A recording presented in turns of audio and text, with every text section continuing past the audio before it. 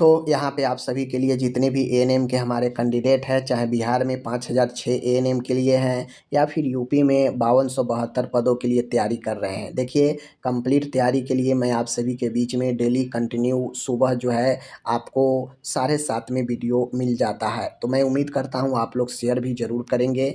अभी पढ़ने वाले की संख्या थोड़ी सी घट गई है, पढ़ाई से लोग दूर जा चुके हैं और पता नहीं जब उनको एग्ज़ाम नहीं निकलेगा तो रोते हैं कि मेरा नहीं हुआ, ये हुआ, वो हुआ। भाई पढ़ाई से आप दूर जाएंगे तो यही होगा, ठीक है। डेली मैं 30-35 क्वेश्चन दे रहा हूँ, इसको भी अगर आप नहीं कर पा रही हैं तो इसमें किसी का दोष नहीं है।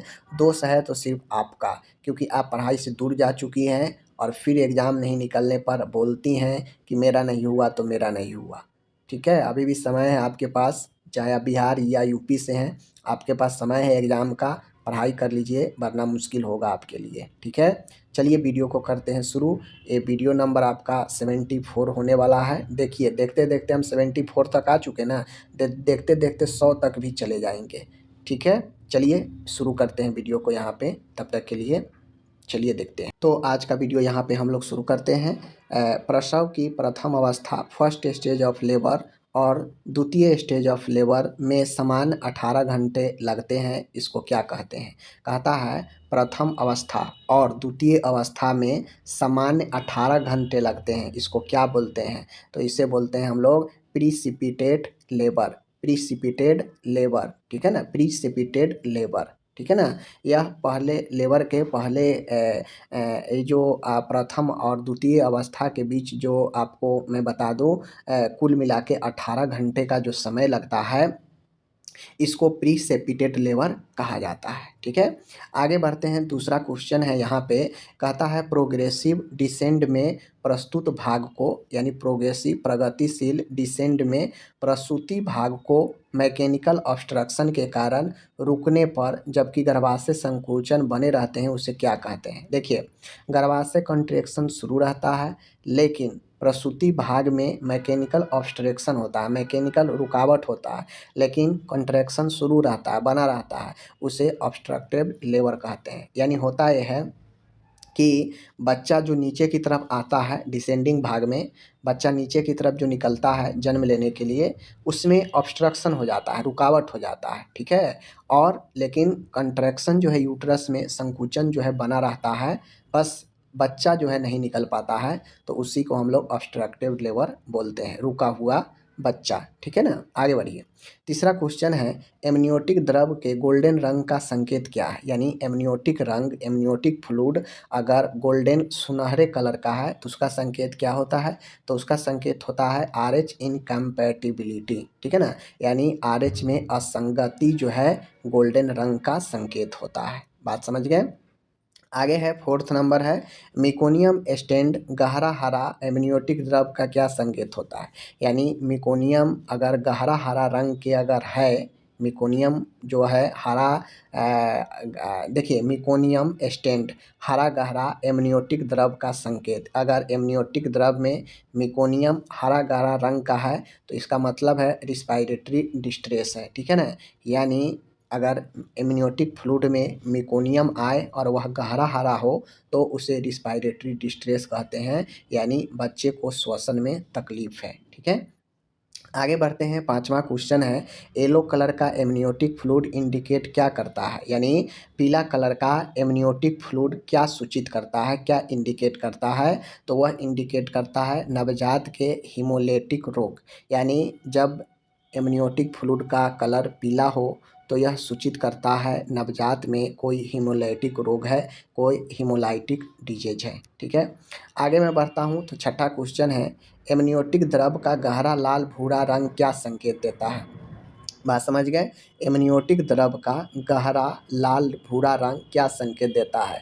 तो एमनियोटिक द्रव अगर गहरा लाल भूरा रंग का हो तो यह संकेत देता है इंट्रायूटेरिन डेथ, यानी भ्रूण का गर्भाशय के अंदर मृत्यु हो चुका है। अगर एमनियोटिक द्रव का अगर कलर लाल गहरा भूरा अगर है तो वह संकेत देता है कि बच्चा का मृत्यु हो चुका है गर्भ के अंदर, ठीक है।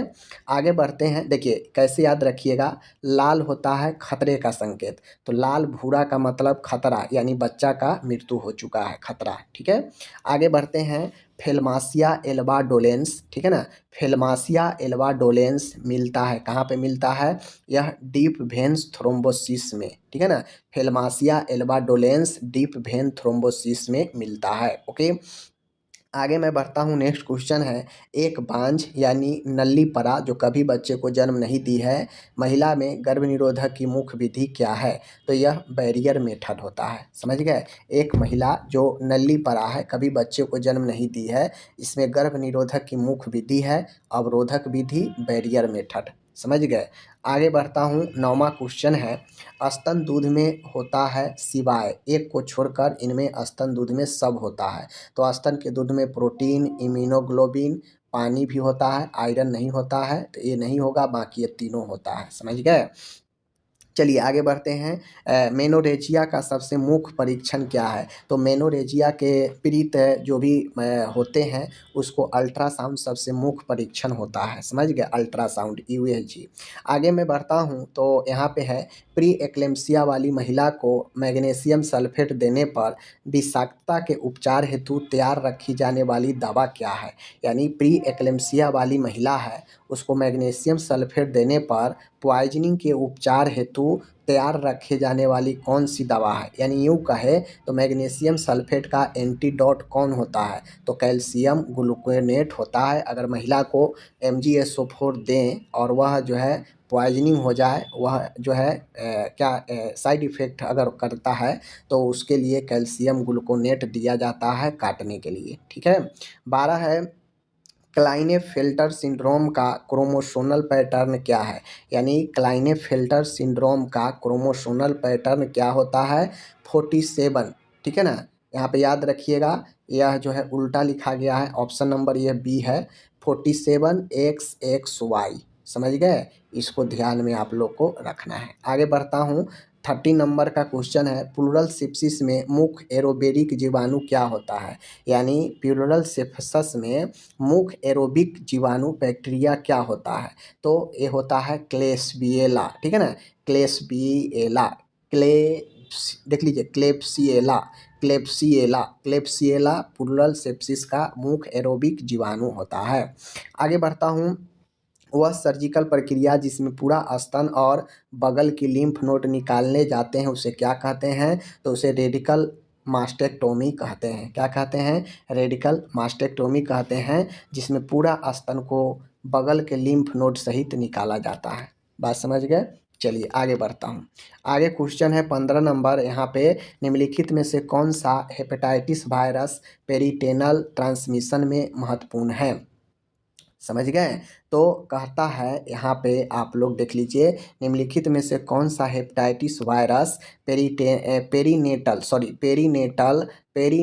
ट्रांसमिशन में महत्वपूर्ण है। पेरीनेटल मतलब समझ रहे हैं ना, पेरीनेटल में ट्रांसमिशन यानी बच्चे को ट्रांसमिशन में महत्व होता है, माँ के गर्भ में बच्चे को ट्रांसमिशन होता है हेपेटाइटिस बी। ये काफ़ी ज़्यादा जो है माँ के गर्भ में बच्चे को हो सकता है हेपेटाइटिस बी। ठीक है, आगे बढ़ता हूँ। 16 नंबर है, लेट डाउन रिफ्लेक्स क्या है, लेट डाउन रिफ्लेक्स क्या है, तो लेट डाउन रिफ्लेक्स दूध निकलने का reflex, milk ejection reflex.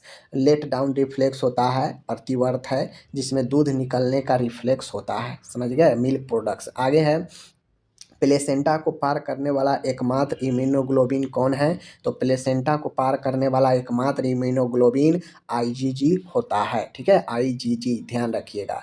Next question है, शरीर की सबसे एबेडेंट प्रचुर इम्यूनोग्लोबिन क्या है, वो IgG है, शरीर के सबसे प्रचुर इम्यूनोग्लोबिन है।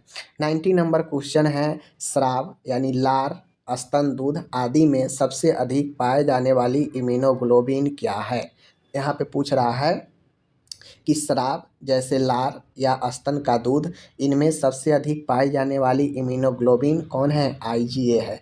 IgA आपसे पूछता है कि माँ के दूध में लार में कौन सा IgA इम्यूनोग्लोबिन होता है, तो IgA होता है। आगे है 20 नंबर का क्वेश्चन है, असामयिक प्रसर में यानी समय से पहले प्रसर में भ्रूण के फेफड़ों की परिपक्वता हेतु माता को दी जाने वाली दवा कौन सा है। यानी समय से पहले अगर बच्चा जन्म ले लेता है तो बच्चा का भ्रूण जो है भ्रूण रहता है, तो उसका ठीक से फेफड़ा अभी मेच्योर्ड नहीं हुआ रहता है, तो उसको मेच्योर्ड होने के लिए क्या देते हैं, बेटामेथासोन देते हैं। क्या देते हैं, बेटामेथासोन देते हैं। ओके, आगे है 21 है, पेटेंट डक्टस आर्टेरियोस बंद करने की इच्छित दवा क्या है।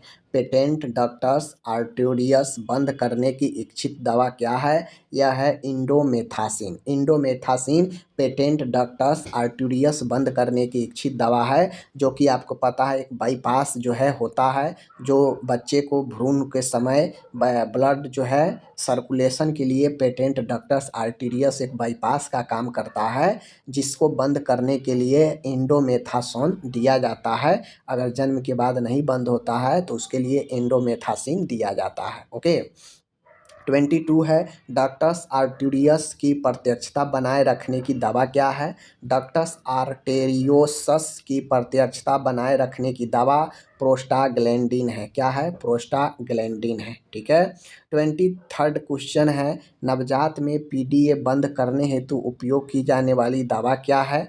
नवजात में PDA पेटेंट डक्टस आर्टेरियस बंद करने हेतु उपयोग की जाने वाली दवा कौन है, तो ऑप्शन ए बी दोनों से, पैरासीटामोल और आइबुप्रोफेन दोनों से बंद हो सकता है। ठीक है, 24 है, पल्मोनरी रक्त प्रवाह कम करता है, यानी पल्मोनरी की ओर रक्त प्रवाह कम करता है, टेट्रालॉजी ऑफ फैलेट। ठीक है, TOF यह एक जन्मजात रोग है हृदय से संबंधित, जो पल्मोनरी रक्त प्रवाह को कम करता है। ठीक है, 25 है, नवजात में लार टपकना क्या दर्शाता है, तो नवजात में लार टपकना ट्रेकियो एसोफेगल एस्टोफिला, जिसे TEF बोलते हैं, TEOF बोलते हैं, जिसमें होता है कि नवजात में लार टपकता रहता है, इसे ट्रेकियो एसोफिगल फिस्टुला बोलते हैं। इसमें जो है बच्चा जो भोजन करता है वह फेफड़ा की तरफ चला जाता है या फेफड़ा का श्वसन पेट में जाता है, इसमें असमान जो है कनेक्शन होता है ट्रेकियो एसोफिगल फिस्टुला में। ओके, 26 है, एनाफाइलेक्सिस है। एनाफाइलेक्सिस क्या है, तो यह टाइप 1 हाइपर सेंसिटिविटी होता है। एनाफाइलेक्सिस क्या होता है, तो एनाफाइलेक्सिस टाइप 1 हाइपर सेंसिटिविटी होता है। ओके, आगे बढ़ता हूँ, 27 है, संपर्क डर्मेटाइटिस क्या होता है। कॉन्टेक्ट डर्मेटाइटिस, तो कॉन्टेक्ट डर्मेटाइटिस टाइप 4 का हाइपर सेंसिटिविटी होता है। तो याद रखिएगा, अगर आपसे पूछे क्वेश्चन में कि एनाफाइलेक्सिस किस प्रकार का हाइपर सेंसिटिविटी है, तो टाइप 1 है। अगर पूछे कि कॉन्टेक्ट डर्मेटाइटिस अगर किस प्रकार का है, तो यह टाइप 4 का हाइपर सेंसिटिविटी है। ओके, आगे मैं बढ़ता हूँ, 28 है कि कुफर कोशिकाएं कहाँ पाई जाती है, तो यह लीवर में पाई जाती है। ओके, आगे बढ़ता हूँ, 29 है, पेनिसिलिन संवेदी ग्राम पॉजिटिव जीवाणु कौन है, यानी पेनिसिलिन के प्रति सेंसिटिविटी ग्राम पॉजिटिव जीवाणु कौन है, तो स्ट्रेप्टोकोकस पायोजीनस। पेनिसिलिन के प्रति जो ग्राम पॉजिटिव जीवाणु जो संवेदी है वह स्ट्रेप्टोकोकस पायोजीनस होता है। समझ गए। आगे है 30 नंबर का क्वेश्चन है, नवजात मेनिंजाइटिस उत्पन्न करने वाला स्ट्रेप्टोकोकस कौन है, तो नवजात में मेनिंजाइटिस उत्पन्न करने वाला स्ट्रेप्टोकोकस ग्रुप बी का होता है। समझ गए। आगे मैं बढ़ता हूँ, 31 का क्वेश्चन है, मेथिसिलिन प्रतिरोधक जीवाणु कौन है। मेथिसिलिन के प्रति प्रतिरोधक जीवाणु कौन है, स्टेफाइलोकोकस है। स्टेफाइलोकोकस जो होता है यह जीवाणु मेथिसिलिन के प्रतिरोध होता है। समझ गए, यानी मेथिसिलिन स्टेफाइलोकोकी के विरुद्ध में काम करता है। तो इस प्रकार से मैंने आपको टोटल जो है 31 क्वेश्चन आपको मैंने करा दिया। अब आपको यहाँ पे प्रैक्टिस करना है, समझना है। वीडियो को एक से नहीं 2 बार आप देखेंगे तो आपको दिमाग में आ जाएगा। इसीलिए मैं कम कम क्वेश्चन 30, 35, 40 कराता हूँ, ताकि आप क्वेश्चन को डेली वाइज क्लियर कर पाएँ। ओके, धन्यवाद।